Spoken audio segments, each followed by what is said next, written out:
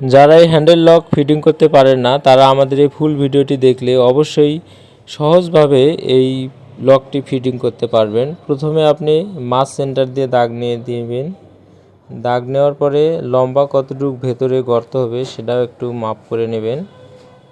মাপ করে নেওয়ার পর ড্রিল মেশিন হোক বা বাটাল দিয়ে আপনি সুন্দরভাবে এখানে কিছু আজ্ঞা নিয়ে তারপরে পরিষ্কার করতে হবে। এবং সবচেয়ে মেইন কথা হচ্ছে আপনার সবসময় সতর্কতার সাথে এই ছিদ্রটি করতে হবে, কারণ সাইডে কিন্তু জায়গা অনেক কম। অল্প একটু তেরা বেঁকা হলে আপনার দরজা নষ্ট হয়ে যেতে পারে। সেই ক্ষেত্রে আপনার খুব সুন্দরভাবে সূক্ষ্মভাবে ফুটাটি করতে হবে। আর এই ছিদ্রগুলা সবসময় ইজি রাখতে হবে। ইজি না থাকলে আপনার লক ভালো করে কাজ করবেন না। সব সময় এইসবগুলা ইজি রাখবেন, যে কোনো ছিদ্রই হোক সবগুলা ইজি রাখতে হবে। ইজি রেখে আপনাকে ছিদ্র করলে পরে লক কোনো সময় আপনার এই আটকাবে না, সুন্দরভাবে কাজ করবে। এগুলো দেখতে অনেকটাই শক্ত হলেও অল্প একটু ফিটিংয়ের কারণে কিন্তু আপনার দরজার সাথে লাগতে চায় না, ঝামেলা করে। সেই ক্ষেত্রে আপনাকে সব সুন্দরভাবে ছিদ্রগুলো পরিষ্কার করে এবং ক্লিয়ারভাবে করতে হবে।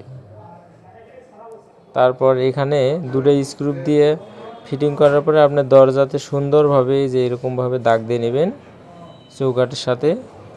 চৌকাঠে দাগ দেওয়ার পরে আপনার কমপক্ষে হাফ ইঞ্চি পরে ছিদ্রটি করবেন। এই যে আমরা দাগ দিচ্ছি, এইভাবে আপনার দাগ দিয়ে নিতে হবে। দাগ দেওয়ার পরে আপনি বাটাল দিয়ে সুন্দরভাবে এই চৌকাঠটি ছিদ্র করবেন। তারপর চেক দিয়ে দেখতে হবে। আমাদের এই যে চেক দেওয়া সম্পূর্ণ শেষ হয়ে গেছে, একদম ইজি।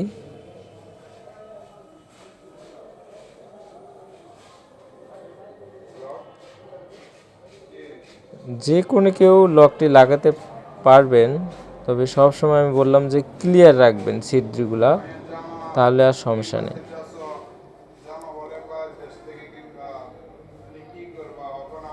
ধন্যবাদ সবাইকে ভিডিওটি দেখার জন্য।